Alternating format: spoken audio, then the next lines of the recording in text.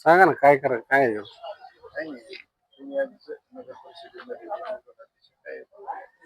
मी माननीय एकनाथ शिंदे साहेब शिवसेना नेते जिल्हा अध्यक्ष बाबूशेठ टायरवाले युवा जिल्हा अध्यक्ष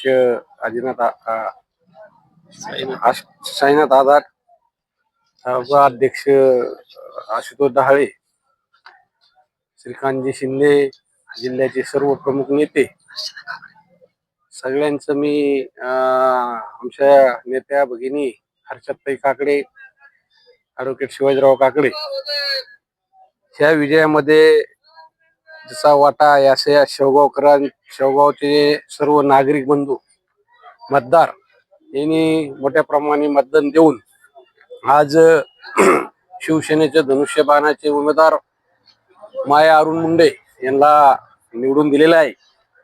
खरं पाहता ज्या वेळेस इलेक्शन लागलं आणि 2 तास आधी शेवटच्या दिवशी मी एबी फॉर्म शिवसेनेचा घेतला. खूप मोठी लढाई होती, खूप दिग्गज पुढे होते. 3 पार्ट्या समोरून ज्या लढत होत्या त्या 3 पार्ट्याचे 3 कारखाने सम्राट, साखर सम्राट आणि माजी आमदार अशी त्यांची नेते अशी परिस्थिती आणि एकीकडे मी आणि सर्वसामान्य कार्यकर्ता अशी परिस्थिती असताना ह्या शेवगावच्या सुज्ञ नागरिकांनी आज शिवसेनेच्या रूपाने नगराध्यक्ष म्हणून निवडून दिलेलं आहे. आज शिवसेनेचे सीट कमी आले, 3 आले तरी निश्चित आम्ही चांगला कारभार ह्या शेवगाव शहरमध्ये करू. राजकारण संपल्यानंतर इलेक्शन झाल्यानंतर सगळ्याला मिळून घेऊन काम केलं पाहिजे ह्या भूमिकेतून मी काम करणारा कार्यकर्ता. आज मोठ्या संख्येने जनतेने आपल्याला निवडून दिलं त्याबद्दल मी त्यांचं मनापासून आभार व्यक्त करतो.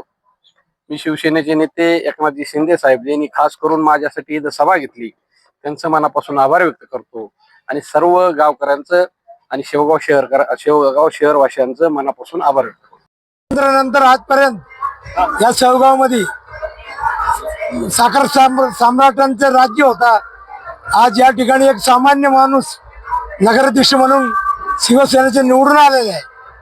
हे सगळे विजय शिंदे साहेबांचे कामाचे आणि गोरगरीब जनता सगळे एकत्र येऊन बदल घडवले म्हणून मी शेवगावच्या सगळ्या मतदारांचे मनापासून धन्यवाद देतो आणि शिंदे साहेबांचे पण मनापासून धन्यवाद देतो. आणि मुंडे आणि त्यांचे सगळे परिवार आणि त्यांच्या बरोबरचे सगळे तरुण या शिवसैनिक सगळ्या लोकांनी मनापासून काम केले म्हणून या शेवगावमध्ये आज इतिहास घडलेला आहे. आज सगळ्यात आनंदाचा दिवस आहे आपला. या शिंदे साहेबांच्या एकनाथजी शिंदे साहेबांच्या नेतृत्वाखाली शेवगाव शहराची नगर परिषद निवडून आलेली आहे. नगर परिषदेचा नगराध्यक्ष म्हणून सौ माया अरुण मुंडे आज या ठिकाणी निवडून आल्या. हा आमच्या आयुष्यातील खूप आनंदाचा क्षण. कारण आम्ही शिंदे सेनेमध्ये ज्या दिवशी प्रवेश केला आणि शिंदे साहेबांच्या उपस्थितीत प्रवेश केला त्याच दिवशी हा विजय निश्चित झालेला होता. कारण शेवगावच्या जनतेचा विश्वास हा काकडे कुटुंबावर आणि मुंडे कुटुंबावर नक्कीच आहे. त्यामुळे शेवगाव शहरातल्या शेवगाव तालुक्यातल्या पाथर्डी तालुक्यातल्या लोकांना असं वाटलं होतं की काकडे संपले नाही, काकडे मुंडेंना निवडून आणू शकतात. या जनतेने त्यांना दाखवून दिलं आणि म्हणून आज माया अरुण मुंडे नगराध्यक्ष म्हणून निवडून आले आणि आम्ही बहुतेक नगरसेवक या ठिकाणी निवडून आलेले आहेत. त्याबद्दल सगळ्यांचं मी मनापासून अभिनंदन करते. आता पुढच्या जिल्हा परिषद आणि पंचायत समिती निवडणुकीमध्ये तुमची म्हणजेच धनुष्यबाण आणि शिंदे गटाची काय तयारी असेल? ज्या अर्थी शेवगाव तालुक्याचा निकाल शिंदे साहेबांच्या बाजूने लागला त्या अर्थी शेवगाव तालुक्यातल्या जिल्हा परिषद आणि पंचायत समितीचा निकाल सुद्धा शिंदे साहेबांच्याच बाजूने लागणार आणि धनुष्यबाण शेवगाव तालुका हा धनुष्यबाणमय होणार आहे एवढंच मी आज या ठिकाणी सांगते.